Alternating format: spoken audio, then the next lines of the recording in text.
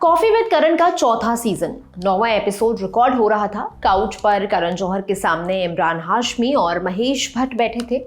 Episode अपने समापन की ओर था। इस सेगमेंट में करण रैपिड फायर राउंड रखते हैं। यहाँ दनादन सवाल दागे जाते हैं, झट से उनके जवाब दो और गिफ्ट हैम्पर जीत कर घर ले जाओ।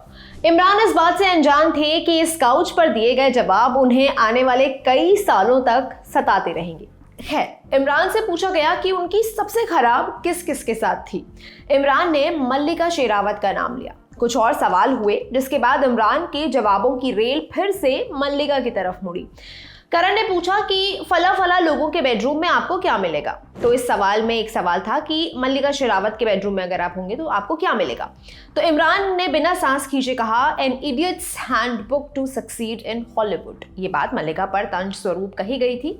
साल 2005 में द मिथ नाम की एक इंटरनेशनल फिल्म रिलीज हुई थी। लीड रोल में थे जैकी चैन। फिल्म में मल्लिका का छोटा सा रोल था, हालांकि उन्हें इस बात से कोई आपत्ति नहीं थी। मल्लिका ने पूरा जोर लगाकर फिल्म को मीडिया में प्रमोट किया। फिल्म आने से पहले जनता ये मान चुकी थी कि फिल्म में मल्लिका का अच्छा खासा रोल है।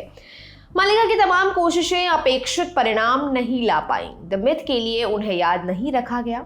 ठीक उसी तरह जैसे लोग मिशन इम्पॉसिबल घोस्ट प्रोटोकॉल में अनिल कपूर से ज्यादा लोगों को बुर्ज खलीफा याद रहता है। खैर, मल्लिका हॉलीवुड की नई देसी गर्ल बनने की उम्मीद नहीं छोड़ना चाहती थी। यही सोचकर उन्होंने डेविड लिंच की बेटी जेनिफर की फिल्म हिस साइन की। यहाँ उन्होंने एक इच्छाधारी नागिन का रोल किया। प्रमोशन के लिए नाग को डेट पर लेके गई, मगर हिस ने उनके करियर को ही डस लिया।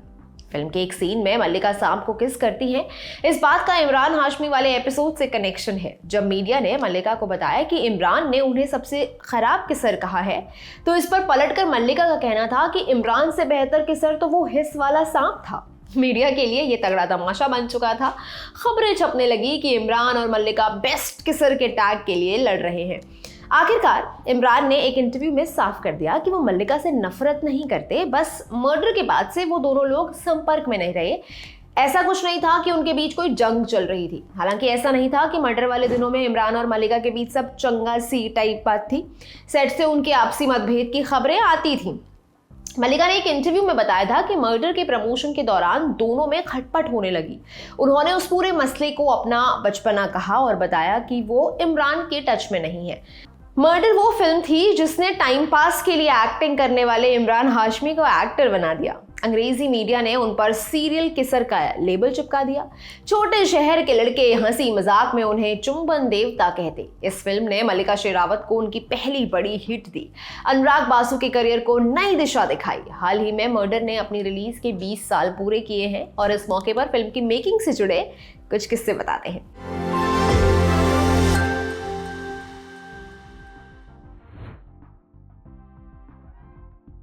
मर्डर से पहले कुणाल गांजावाला हॉट प्रॉपर्टी बने हुए थे। साथिया का गाना ओ हम दम सोनियो रे ताज़ा ताज़ा था, हिट हो रहा था। लड़कों के दिमाग में बाइक पर जुल्फे लहराते हुए विवेक ओबेरॉय थे। उस टाइम कूल शब्द आम भाषा में नहीं आया था, मगर ये गाना कूल बन चुका था। कुणाल देखना चाहते थे कि आगे उन्हें कितना एक्साइटिंग काम मिलेगा। ऐसे में उन्हें महेश भट्ट की फिल्म का गाना ऑफर किया गया। गाने का नाम था भीगे होठ तेरे। कुणाल ने उसके बोल सुने और वो घबरा गए। उन्हें लगा कि अभी तो करियर बनने लगा था, अगर ये गाना गा दिया तो पैकअप हो जाएगा। कुणाल एक इंटरव्यू में बताते हैं कि वो डरे हुए थे, लेकिन फिर भी गाना रिकॉर्ड करने पहुंच गए। कुणाल के साथ अनु मलिक के वोकल्स रिकॉर्ड किए जाने थे। तय हुआ कि एक टेक में पूरा गाना रिकॉर्ड कर लिया जाएगा। अनु मलिक और कुणाल स्टूडियो में गाना रिकॉर्ड कर रहे थे, तभी वहां मुकेश भट्ट पहुंचे। वो शांति से गाना सुनते रहे, कोई रिएक्शन नहीं दिया। रिकॉर्डिंग पूरी हो जाने के बाद टी ब्रेक हुआ। गर्मा गर्म चाय आई और उस चाय के साथ मुकेश ने गर्मजोशी से ऐलान किया, a legend is born, congratulations. Mukesh Bhatt की भविष्यवाणी सही साबित हुई। रिलीज के बाद मर्डर की ऑडियो सीडी खूब घिसी गई। भीगे होठ लोगों तक पहुंच चुका था। इसी गाने की बदौलत कुणाल गांजावाला ने बेस्ट प्लेबैक सिंगर का फिल्म फेयर अवार्ड भी जीता। मर्डर की रिलीज से पहले इंटरव्यूज में एक्टर्स कहते थे कि फिल्म देखने के बाद आप चौंक जाएंगे। फिल्म सिर्फ उतनी नहीं जितनी प्रोमो में दिख रही है। मर्डर आई और सेक्स सेल्स वाली बात को सही साबित किया। बड़ी हिट बनी। आलम ऐसा है कि 20 साल बाद सिनेमा इतना आगे बढ़ चुका है, फिर भी मर्डर के बोल्ड सीन्स को उसी एक्साइटमेंट से देखा जाता है। वो बात अलग है कि एक्टर्स के लिए फिल्म के स्टीमी सीन शूट करना एक अजेल प्रोसेस था। इमरान हाशमी एक पुराने इंटरव्यू में जब उनसे ये पूछा गया कि क्या आपको सेट से कोई फनी चीज़ याद है, तो उन्होंने कहा कि जो स्टीमी सीन शूट हुए मेरे हाथ में नहीं था कि उनके बार बार रीटेक करवाओ, हम बस किसी भी तरह उन्हें ख़त्म करना चाहते थे। ऐसा होता था कि बैकग्राउंड में से कोई गुजर जाता तो बार बार रीटेक करना पड़ता। एक बार गलत फिल्म लग गई थी तो 2-3 दिन तक हमें रीटेक करने पड़े। मल्लिका बहुत नाराज़ थी, मतलब नाराज़ नहीं थी, वो बस मजाक कर रही थी। सिर्फ इन सीन्स के लिए ही काफ़ी रीटेक हुए। साल 2003 में जॉन अब्राहम की फिल्म साया आई थी। फिल्म बॉक्स ऑफिस पर बिल्कुल भी नहीं चली। हालांकि फिल्म के गाने अब तक उसी चाव से सुने जाते हैं। हमारे न्यूज़ रूम में साथी हैं निखिल, जो अपने हेडफोन पर अक्सर साया के गाने लगाकर सुनते हैं और वही सुनकर उनको काम करते पाया जाता है। खैर, साया को महेश भट्ट के बैनर विशेष फिल्म्स ने बनाया था। अनुराग बासु फिल्म के डायरेक्टर थे। साया से पहले आई कुछ फिल्में भी बॉक्स ऑफिस पर औंधे मुंह गिरी थी। साया की नाकामयाबी के बाद महेश भट्ट एंड कंपनी में हताशा के बादल छाए हुए थे।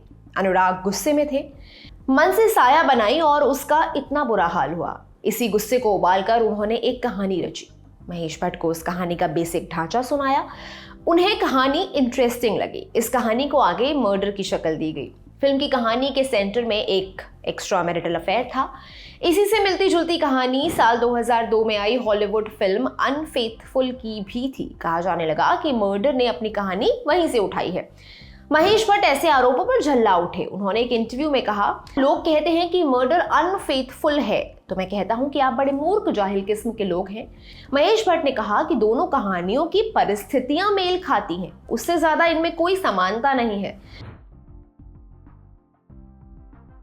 मर्डर की अधिकांश शूटिंग बैंकॉक में हुई। फिल्म में एक इंटीमेट सीन शूट होना था। मल्लिका को उसके बारे में बताया गया, तब उन्होंने हामी भर दी।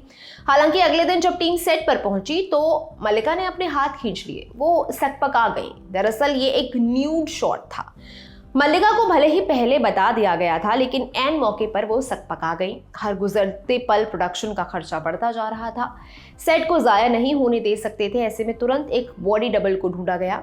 फिर उस लड़की ने वो सीन शूट किया। इस पूरे मसले पर अनुराग बासु उस लोकेशन को दोष देते हैं। उन्होंने साल 2004 में प्रमोशन के दौरान बताया था कि बैंकॉक के होटल में स्विमिंग पूल देखकर उन्हें एक शॉट का आइडिया सूझा। शॉट में मल्लिका को पूल में उतरना था। महेश भट्ट कहते हैं कि मल्लिका के मना करने के बाद वो उन पर भड़क पड़े थे। उन्होंने कहा कि अपने छोटे शहर वाली मानसिकता की वजह से मल्लिका घबरा गई। मल्लिका ने भी अपने बचाव में अपनी रोहतक की परवरिश का ही हवाला दिया। उन्होंने कहा, वो सीन स्क्रिप्ट के लिए जरूरी था, लेकिन भारतीय समाज और अपनी परवरिश को ध्यान में रखते हुए मैंने उसे ना करने का फैसला लिया। ओंकारा में सैफ ने कहा था कि दुनिया में 2 तरह के लोग होते हैं। उनकी परिभाषा से इतर मर्डर के कॉन्टेक्स्ट में भी 2 तरह के लोग होते हैं। पहले जिन्होंने भीगे होंठ का वीडियो देखा है और दूसरे जिन्होंने नहीं देखा है, लेकिन गाने के बारे में पता सभी को है। इमरान हाशमी कहते हैं कि गाने के लिए अनुराग बासु ने उनसे और मल्लिका से अजीब जगहों पर किस करवाया। एक बार वो लोग 7 मंजिला बिल्डिंग के छज्जे पर थे। इमरान बताते हैं कि सूरज ढलने के बाद सेट की भारी भरकम लाइट ऑन की गई। लाइट की जगमगाहट से स्थानीय लोगों की नजर पड़ी। उधर इमरान और मल्लिका छज्जे पर रोमांस कर रहे थे और दूसरी ओर भीड़ टकटकी लगाए सिर्फ उन दोनों को देख रही थी। मर्डर के इतने सालों बाद इमरान उसे अलग ढंग से याद करते हैं। उन्हें फिल्म में अपनी एक्टिंग क्रिंज लगती है। वो कहते हैं कि मैं कितनी बार अटक अटक कर अपनी लाइनें बोल रहा था। इमरान को अपने काम से कितनी भी शिकायत हो, लेकिन मर्डर ही वो फिल्म थी जिसने इमरान को अपना ब्रांड बनाने का मौका दिया। आगे वो जिस तरह के एक्टर बनकर उभरे वो हम सभी के सामने है। अनुराग ने बर्फी और जग्गा जासूस जैसी फिल्मों से अपना स्टाइल स्थापित किया। मल्लिका शेरावत को समय से मलाल रहा। उनका कहना है कि जैसे प्रयोग आज हो रहे हैं वैसे उस जमाने में वो कर चुकी हैं, बस तब उन्हें स्टीरियोटाइप करके छोड़ दिया गया था। ये पूरी जानकारी आपके लिए जुटाई थी मेरे साथी यमन ने।